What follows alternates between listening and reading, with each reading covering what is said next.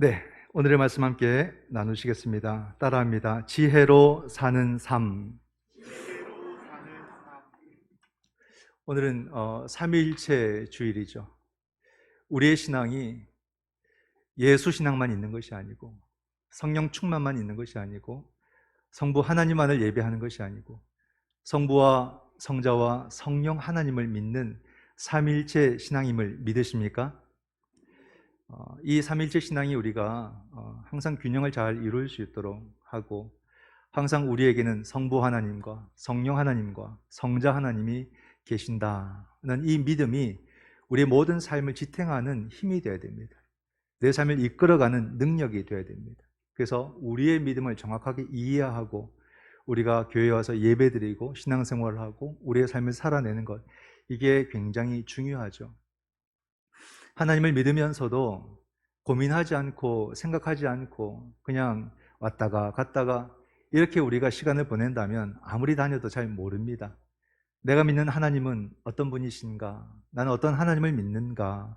이것을 늘 우리가 고민해야 되고, 각자가 하나님과의 그 친밀한 그 관계를 잘 맺어가야 되는데, 하나님과 나와의 관계, 이 거리가 가까운가 먼가, 이것을 잘 생각해 보셔야 됩니다.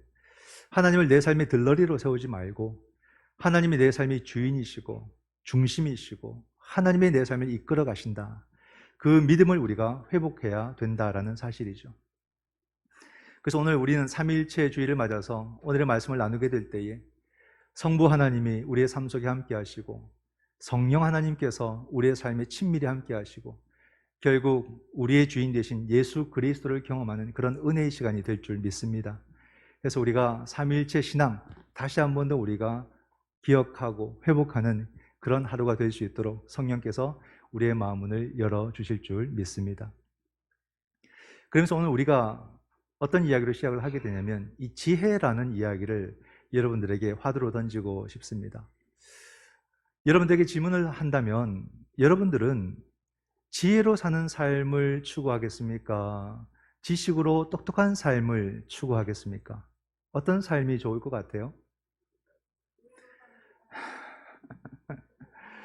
예. 이미 뭐 답은 그죠? 우리의 눈치가 얼마나 빠릅니까? 아, 목사님이 뭘 원하시는구나. 답이 탁 나오죠.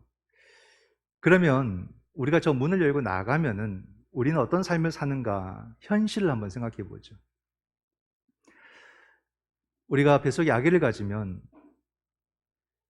그 태교를 얼마나 열심히 하는지 요즘 젊은 가정에서 태교를 열심히 합니다. 아기가 태어나면 이렇게 키우다가 유치원을 보내죠. 사립 유치원에 보내려고 경쟁을 해서 어떻게든 보내려고 애를 씁니다.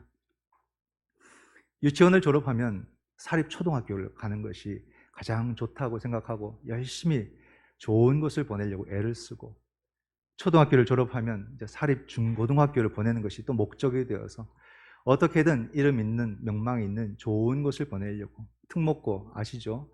그래서 뭐 과학고, 외고 또는 뭐 예고, 뭐 다양하게 우리가 아이들을 보내려고 얼마나 노력들을 합니까?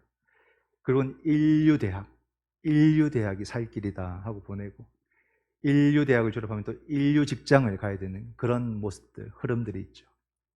자, 이런 우리들의 삶의 태도는 지혜로운 삶을 추구하는 것 같습니까? 지식과 똑똑한 삶을 추구하는 것 같습니까? 후자에 가깝다 이 말입니다. 지식과 똑똑함이 나쁘다는 게 아닙니다. 좋은 거죠. 사실 우리 사회 발전은 똑똑한 사람들, 또 많이 배운 사람들을 통해서 이 사회가 성장해 가는 것은 우리가 부인할 수가 없습니다. 그렇기 때문에 국가 시스템이 참 중요한 거예요. 이런 모든 지식들이 바르게 쓰이도록, 이런 모든 지식들을 바르게 사용할 수 있도록 그렇게 인재들을 또 잘 활용할 수 있는 그런 시스템을 국가는 정책적으로 마련하고 이것을 또 잘 활용할 줄 알아야 되는 것입니다. 그런데 지식과 똑똑함을 추구하는 그 사람들의 그 일면들을 들여다보면은 우울함을 만나게 되는 거예요. 지식을 추구하는 사회가 어디로 가는지가 거기서 보여지는 겁니다. 지식을 추구하는 그 사람들의 모습을 가만히 들여다보게 되면은 지극히 자기중심적이면서 자기 성공을 향해서 매진하고 있는 사람들의 모습들이 다 보이는 거죠. 그러다 보니까 지식이 처음 배울 때는 참 좋았는데 사회로 나가니까 이게 엄청난 도구가 된다는 것을 알거든요. 많이 배우면 배울수록, 많이 경험하면 경험할수록 그 지식들이 엄청난 도구가 된다는 것을 딱 경험하고 나면은 무섭게 변하는 거예요. 어떻게든 내가 사회 속에서 물질도 벌고 지위도 얻고 성공하기 위해서 이제 그것을 갖고 남을 견제하기 시작하고 남과 싸우기 시작하는 겁니다. 그렇게 해서 남을 무너뜨리고 내가 성공하는 그 길에 천착하게 되는 거죠. 이 사회가 그런 방향으로 흘러가서 점점 힘들어지고 우울해지는, 어두워지는 그런 모습들을 우리는 부인할 수가 없는 겁니다. 그러나 지혜로운 삶은 그렇게 살지 않습니다. 성공만을 추구하지 않아요. 지혜로운 삶이라는 것은 자기 삶에 만족할 줄 아는 사람, 자기에게 허락된 것을 만족할 줄 알고 행복이 무엇인가를 고민하고 행복한 삶을 추구해 나가고 결국에는 생명이라는 것을 소중하게 여기고 생명을 지켜내는, 생명을 추구하는 그런 삶을 살아가는 것이 지혜로운 삶인 겁니다. 자기 혼자 살려고 하지 않습니다. 결국 저 사람이 살아야 내가 살고 모든 사람이 살아야 내가 산다는 것을 알기 때문에 모든 생명들을 위하는 삶을 살게 되고 또한 생명을 섬기는 그런 삶을 선택해서 살아가게 되는 거죠. 이렇게 볼 때 다시 질문한다면 나는 지식과 똑똑한 삶을 추구할 것인가 아니면 나는 지혜로운 삶을 추구할 것인가? 그죠? 그저 답을 그냥 요거다 저거다 찾는 것이 아니라 어떤 삶이 더 좋겠느냐 이 말입니다. 지식과 똑똑함이라는 것은 그 순간에는 좋지만 가면 갈수록 우리를 버겁게 만듭니다. 참 힘들게 메마르게 만드는 것 같아요. 그러나 내 주위에 지혜로운 사람이 있고 그 지혜로 삶을 살아가는 사람이 있을 때는 참 마음이 흐뭇하고 참 즐겁고 참 좋다 하는 생각이 드는 것 같아요. 지혜로 삶을 사는구나. 참 이 사람은 지혜롭게 생각을 하는구나. 지혜롭게 판단을 하는구나. 그 사람이 내 주변에 있다는 것이 얼마나 감사한 일인지.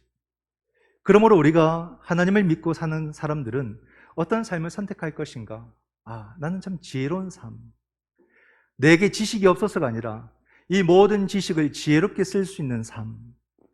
지혜로서 모든 것을 가치 있게 만들어가는 그런 삶. 그런 삶을 내가 추구해야 되는 것이 아닌가. 그런 생각을 하게 되는 거죠. 오늘 본문도 이 잠언을 쓰고 있는 솔로몬도 우리에게 추천하는 삶은 뭐냐면 지혜의 삶이에요. 그러면서 솔로몬이 경험한 이 지혜는 참 특별합니다. 그래서 오늘 여러분들에게 꼭 소개를 해드리고 싶어요. 이 솔로몬은 지혜가 꼭 어떤 존재처럼 느껴지고요. 지혜가 태초 전부터 있었다라는 놀라운 사실을 우리에게 알려줍니다. 오늘 보면 22절로 24절 말씀을 보면 지혜를 의인화합니다. 여호와께서 그 조화의 시작 곧 태초에 일하시기 전에 나를 가지셨으며 만세 전부터 태초부터 땅이 생기기 전부터 내가 세움을 받았나니 아직 바다가 생기지 아니하였고 큰 샘들이 있기 전에 내가 이미 났으며. 이게 무슨 말 같아요? 여기서 내가는 사람이 아니라 지혜를 말합니다. 8장 1절에 보게 되면 지혜가 부르짖는다라고 말합니다. 그래서 그 지혜를 의인화해서 지혜가 나를 가졌으며, 그죠? 그리고 내가 세움을 받았나니, 내가 이미 났으며, 이런 식으로 표현을 하는 거죠. 지혜가 태초 전부터 있었다는 거예요. 창세기 1장에 하나님께서 천지를 창조하실 때 빛이 있으라, 궁창이 있으라, 그 말씀 속에서 천지가 창조되는 그 놀라운 사건 이전부터 이미 지혜가 존재했다라는 것입니다. 근데 지혜가 났으며 이런 표현을 할 때 지혜가 피조물이라는 말이 아니에요. 우리 모든 피조물과는 다른 차원이다. 이 얘기를 해주고 있습니다. 그 사실을 30절에 우리에게 확인시켜 줍니다. 내가 그 곁에 있어서 창조자가 되어, 보세요. 내가 하는 지혜 아닙니까? 지혜가 창조자가 되었다는 겁니다. 창조자가 되어 날마다 그의 기뻐하신 바가 되었으며 항상 그 앞에서 즐거워하였을 때. 그는 성부 하나님을 말하는 겁니다. 이 지혜가 창조자가 되고 하나님의 창조 사역 가운데 함께했다라는 말씀을 하고 있는 거죠. 세상의 모든 피조물들보다 지혜가 먼저 있었다는 겁니다. 이건 좀 문학적인 표현이에요. 참 솔로몬이 글을 잘 쓴다는 생각을 하는데, 문학적인 표현이라면 이것이 좀 비현실적인 그런 이야기에도 상관은 없을 겁니다. 그러나 솔로몬의 이 글은 아주 현실적입니다. 솔로몬은 지금 어떤 문학 작품을 쓰는 게 아니에요. 추상적인 말을 하고자 하는 게 아닙니다. 자신이 왕으로서 이 현실을 직시해서 볼 때에 이 현실이 어떤가를 말해주고 싶은 거예요. 사람들이 살아가는, 내가 다스리고 있는 이 나라와 또 모든 사람들의 삶의 모습이 지혜를 구하는 삶이 아니라 지식으로 사는 삶이다. 지식을 쫓아 사는 삶이다. 지식은 좋아 보이고 또 훌륭해 보이지만 그 삶으로 우리가 치닫게 될 때에 얼마나 메마른 삶을 살게 되는가를 보는 거죠. 그걸 깨닫는 거예요. 지혜의 삶이 어떻겠습니까? 우리 세상은요, 이 풍선 효과와 같은 겁니다. 한쪽을 누르면 한쪽이 커지고 저쪽을 누르면 이쪽이 커지는 거예요. 모든 재화도 한정이 되어 있어요. 지식이 있고 똑똑한 사람들이 많은 것을 차지하게 되면 나머지 사람들은 전부 다 가난해지는 겁니다. 이것이 우리 사회의 모습이라는 거예요. 현실적인 모습이라는 겁니다. 지식이 있는 똑똑한 사람들이 항상 싸워서 이기기 때문에 그 소수의 사람들이 내가 이겼다라고 외칠 때 나머지는 전부 다 내가 졌다라고 외쳐야 되는 그런 세상이라는 거예요.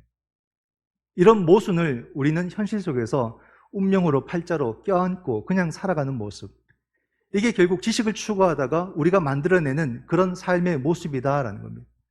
솔로몬이 그것을 볼 때 얼마나 안타까운지, 우리의 현실이 얼마나 암울한지를 말해주고 있는 거죠. 그러나 여러분, 지혜자의 삶은 그렇지 않습니다. 지혜자는 삶에 있어서 뭐가 중요한지를 늘 고민하는 사람이에요. 무엇이 행복인지를 고민하는 사람이에요. 무엇이 생명을 위한 것인지를 고민하는 사람이에요. 이게 지혜자의 삶입니다. 그렇기 때문에 지혜자들은 하나의 특징이 있습니다. 웬만해서는 다툼과 싸움을 하지 않으려고 합니다. 그것을 피해가는 거죠. 그러나 지혜롭지 못한 사람은 항상 다툼을 만듭니다. 싸움을 만들어요. 자신이 지식이 쌓여가다 보니까 어느 순간 그 지식이 어느 정도 모양이 만들어지니까 사회를 보는 눈이 생기고 또 사람들을 대할 수 있는 능력도 생기고 그러다 보니까 자신감 속에서 다른 사람들을 이길 수 있다는 생각을 하는 거예요. 내가 말로도 이기고 논리로도 이기고 이성으로도 이기고 사실로도 이길 수 있겠다. 그런 마음이 들어서 자꾸 사람들에게 싸우는 겁니다. 시비를 거는 거예요. 두려워하지 않고 시비를 거는 겁니다. 말도 굉장히 날카로워져서 사람들을 불편하게 하는 말, 사람들의 마음을 후벼 파는 말, 사람들을 흔드는 말들을 그냥 막 합니다. 그러면서 어떻게든 모든 사람들을 압도해버리고 내가 이기고 내가 이익을 보는 그런 삶을 추구하는 것이거든요. 결국 우리는 지식을 갖고 이렇게밖에 사용하지 못하는 우리들의 한계와 우리들의 연약함이 너무나도 명확하다는 거죠. 그러나 지혜자는 그렇게 살지 않습니다.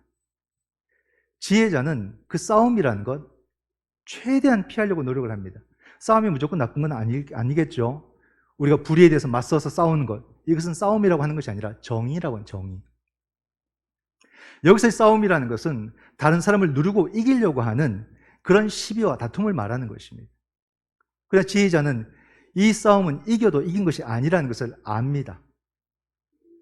또한 이것은 싸움이기 때문에 이겨도 분명히 나에게도 심한 상처가 입게 된다는 것을 아는 거예요. 또한 이 싸움은 이겨도 결코 내가 행복하지 않다는 것을 지혜자들은 압니다. 그렇기 때문에 최대한 싸움을 피하려고 노력을 하고 애를 쓰는 겁니다. 이게 지혜로 살아가는 그 삶의 태도요, 자세인 거죠. 싸움이 우리를 얼마나 여러분 병들게 만들었습니까? 사소한 시비와 다툼이 우리에게 지워지지 않는 평생의 상처로 남을 때도 있지 않습니까? 그런 거예요. 이전에도 제가 한번 살짝 말씀을 드린 적이 있지만 제가 수년 전에 제 방에서 있는데 어르신 두 분이, 연세 많으신 두 분이 저를 찾아오셨어요. 한 분 따라오고 한 분 따라왔어요. 잠깐 인사드리고 제가 먼저 책상에 앉아서 하던 일을 딱 마무리하는데 제가 앉는 순간 그분들은 제가 없는 줄 아시는 거예요. 제가 눈에 안 보이면 목사님 안 계시구나 생각하고, 근데 두 분이 앉아서 갑자기 다투시는 거예요. 막 다투시는 거예요. 근데 그 다툼 속에 뭐가 있냐면 한 분이 오래전부터 상처를 받았다는 거예요. 근데 그게 거의 40여 년 전 그런 이야기? 근데 그 한마디가 상처로 남아서 안 지워져서 지금까지도 내게 너무 아픈 상처가 되어서 이 상처를 치유하고 싶다는 겁니다. 왜 당신이 나에게 그 말을 했느냐, 그때. 왜 나를 이토록 아프게 했느냐.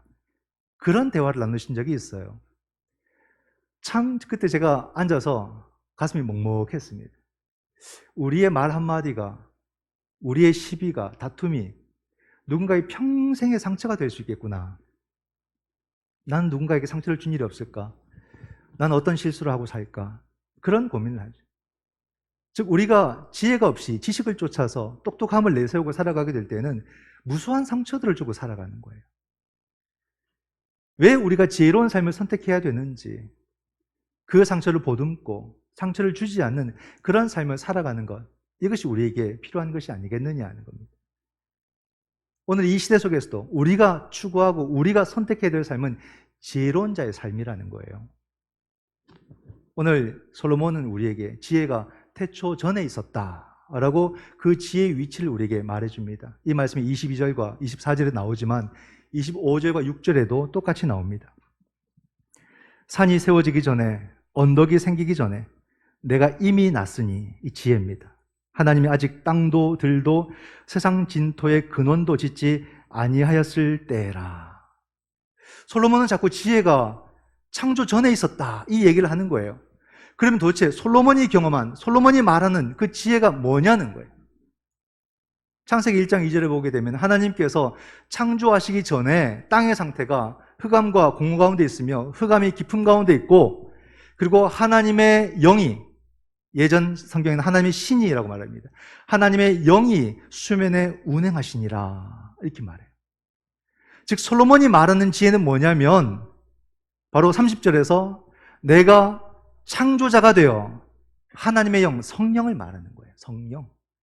솔로몬은 그 성령을 지혜의 영으로 경험을 했던 거예요. 지혜의 하나님으로 그 성령 하나님을 경험을 했던 거예요. 그렇기 때문에 솔로몬이 지혜의 왕으로서 오늘 우리에게 설명되어지고 있는데, 바로 지혜의 삶이란 뭐냐? 이것도 명확합니다. 성령의 이끌림을 받는 삶. 그걸 지혜라고 말하는 거예요. 반대로 말하면 성령의 이끌림을 받지 못한다면 그 누구도 지혜의 삶을 살 수가 없다, 이 말입니다. 안 돼요, 여러분. 생각해 보세요. 우리 모두는 하나님의 형상대로 창조를 받았어요. 그러한 사람들이기 때문에 하나님의 영이 아니고서는 우리는 절대 지혜로운 삶을 살 수가 없는 겁니다. 오직 성령을 통해서만 우리는 지혜자의 삶을 살아갈 수가 있는 거예요. 성령이 우리 가운데 함께하지 아니하시면 우리는 절대 지혜를 모릅니다. 똑똑하게는 살 수 있어요. 그러나 지혜롭게는 못 삽니다. 지혜롭게 살지 못하는 것은 뭘 말합니까? 그 삶의 참된 행복을 경험할 수는 없다, 이 말이에요.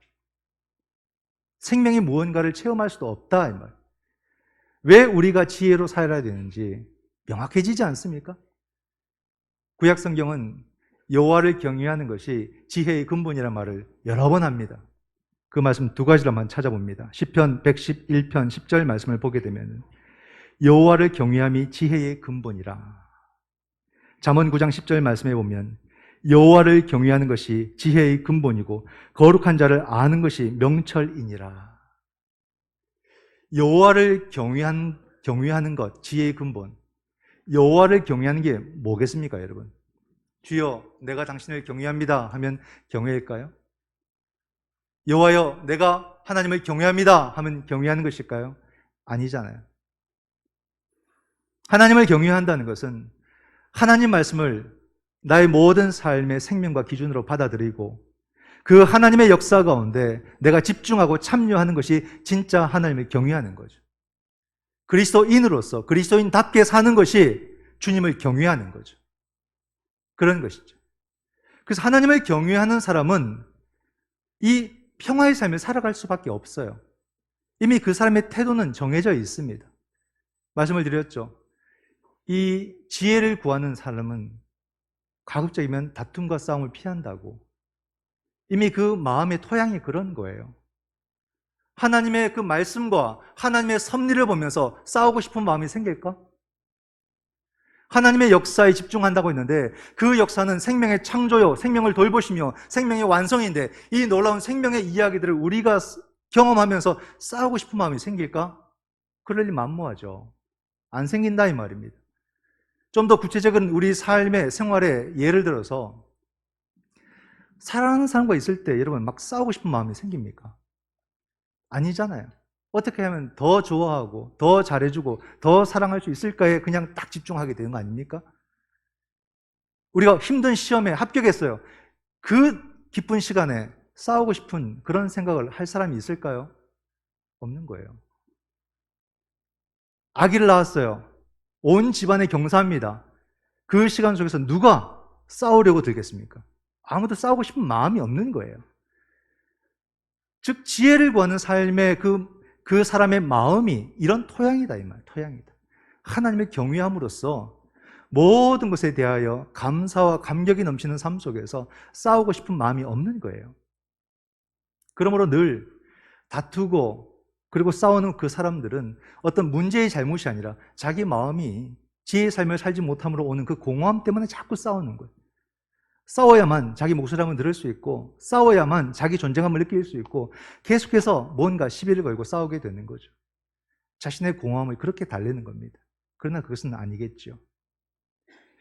여호와를 경외하는 것이 지혜의 근본이다라고 합니다. 여호와를 경외하는 것이란 하나님의 말씀에 집중하고 하나님의 역사에 집중하는 것이고 하나님의 역사는 바로 생명을 창조하시고 생명을 완성하시는 놀라운 생명의 사역. 그러므로 결국 여러분 지혜로 사는 사람은 바로 생명의 삶, 생명의 사역을 하게 되어 있습니다. 이게 참 놀라워요. 성령께서는 우리에게 생명을 주시는 분이기도 하지만 우리를 이 생명의 사람으로 생명의 일로 우리를 인도하시기도 한다는 거죠. 성령이 우리 가운데 함께 하실 때 우리는 지혜로운 사람이 되고 지혜로운 사람이 될 때 우리는 그 생명을 위한 삶을 살아가게 되는 거예요. 그러니까 모든 그리스도인들의 판단의 근거가 이젠 생명이 되는 겁니다. 생명을 해하는 일이냐, 생명이 다치는 일이냐, 생명이 힘들어진 일이냐, 그것이 어떤 일이든 우리는 no라고 말할 수 있어야 되고 생명이 회복되는 일이고 생명이 살아나는 일이면 우리는 어떤 일이라도 그것을 yes라고 말할 수 있는 사람, 가치 기준이 그렇게 바뀌는 사람이 돼야 되는 거죠. 한평생 예수를 믿어도 가치 기준은 똑같아. 그저 이익이 되느냐 이걸로 모든 것을 판단한다면 그것은 하나님을 경외하는 게 아니죠. 지혜로운 삶이 아니죠. 우리가 성령 충만함으로 지혜로운 자가 된다면 우리의 모든 선택과 판단의 그 가치 기준도 함께 바뀌는 것. 그럼으로써만 우리는 하나님을 우리가 영화롭게 할 수 있다는 겁니다. 근데 놀랍게도 여러분, 예수님의 제자들은 바로 예수님을 생명으로 경험을 해버렸어요. 이게 참 놀랍습니다. 생명, 많은 말을 들어봤지만 그 모든 것은 다 진짜 생명이 아니었는데 예수님을 통해서 참된 생명을 경험하게 된 거예요.